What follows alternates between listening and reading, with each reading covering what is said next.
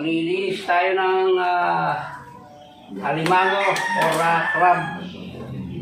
Iyon, isang babae. Pero yung isa lalaki, tanggalan na natin ang sipit, baka tayo makagat pa nito. Lilinisin ko lang, isising ko po at may gagawin tayong recipe rito. Kukunin natin yung taba nito at ilalagay natin dun sa yung buko pang matigas, kung tawagin sa Bisaya ay lokaron or sa Tagalog naman ngalutin. Sa Batangas naman ang tawag doon ay alangan.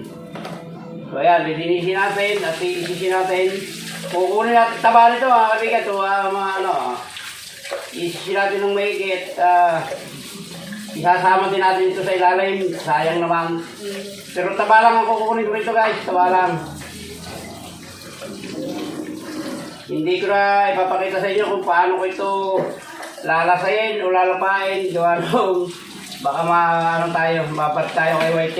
Gawa nung bawal din sa kay YT yun. Yung pinapakita yung kung paano patayin yung katulad nitong mga uri ng crab. Ayan guys, lilinisin ko lang ito at masyadong mahaba yung video natin.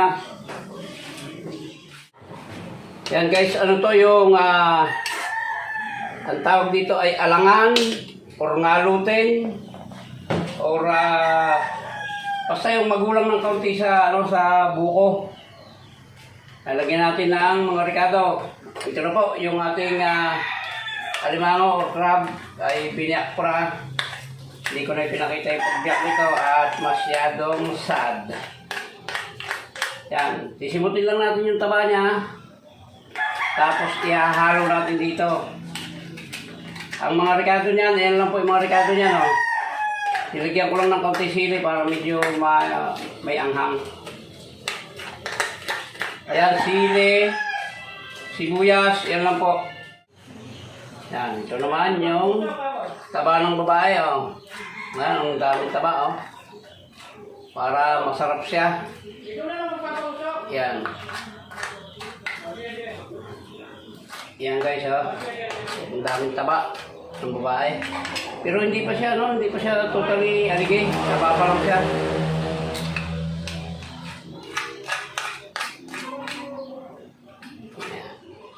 Simutin natin yung taba at yan yung gagawin natin pampalasa. Yan, okay guys. Simot na. Ilalagay na natin itong ating mga mga sangkap. Yan lang naman ang sangkap ito. Ito, paminta. Tansyahin nyo lang, bahala kayo kung anong. Tapos itong pampabungay, bitsin ko yan, bitsin. Tapos dagdagan natin ang pampatulog, yan, ginisyo mix, baka naman. Yan, at lagay na natin itong ating sili, bawang, at sibuyas. Yan, imimekos-mekos lang natin yan at pag maya-maya kaunti, ay babalutin na natin ito. Lalagyan natin ng kaunting asin para may lasa siya. Natin yung alat at baka naman hindi makain. Wala na solusyon niya pag Dahil hindi na ito dapat tansya-tansya kasi hindi na ito mabubuksan. Babalutin natin ng either dahon to foil. Hindi nga ako makabili ng foil, baka dahon, bahala na.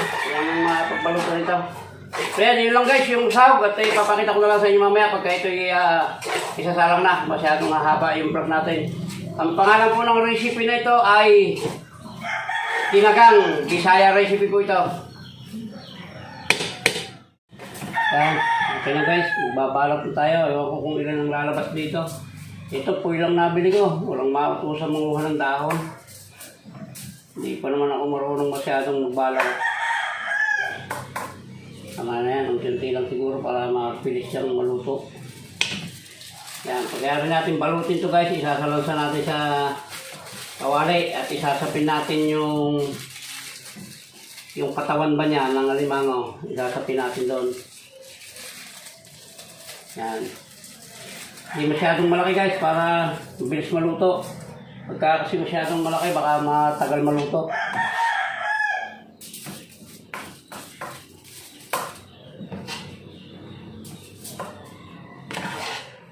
Marami rin to, baka mga ano to, 12 siguro hanggang 15 balot to.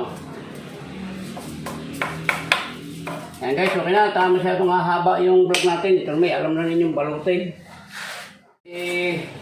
Sasalang na natin. Unti lang muna ng tubig para hindi pasukin yung para hindi pasukin yung loob ng bagay. Nakalak naman yan yung foil na yan. Yan. Papatong natin yan. Bali, ano lang po yung nagawa.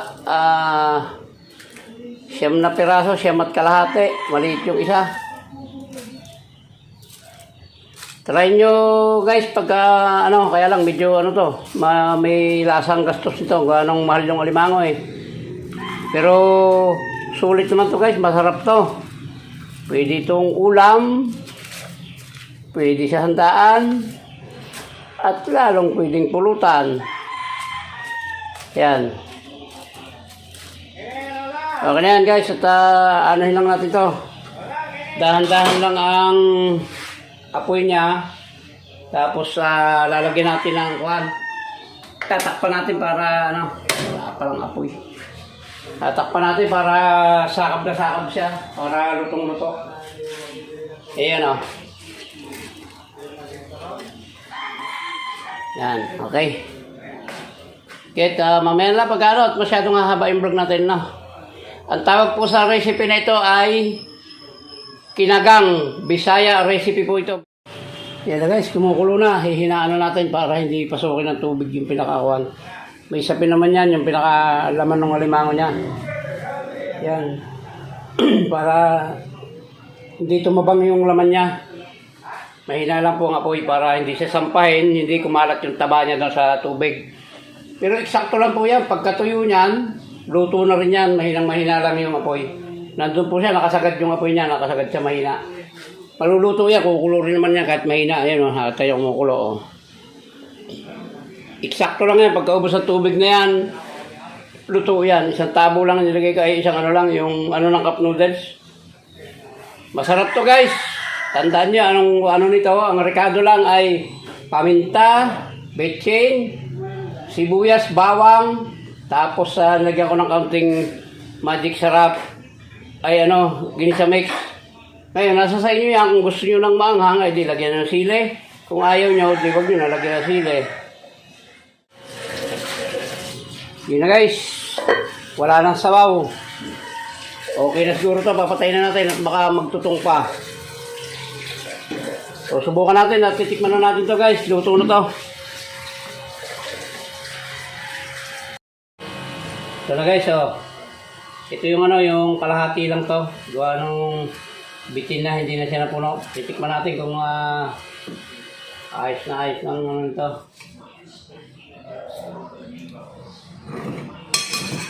Tama lang yung alat. Tama lang din yung Tama lang yung lasa. Napakasarap. Pwedeng ulam to, pwedeng kahit anong gawin nyo, pwede to. Masarap guys. Ayan. Mainit. Ang pangalan po ng menong ito ay kinagang Bisaya version. Ayan, masarap po ito, masarap. Ayan, maraming salamat po sa umabot sa dulo ng vlog na ito. Maraming salamat sa inyo at salamat sa laging panonood at laging pagsuporta. Hanggang dito lang po at maraming salamat. Mabuhay kayo at mabuhay tayo lahat. I love you all. Bye-bye na po. Bye-bye na.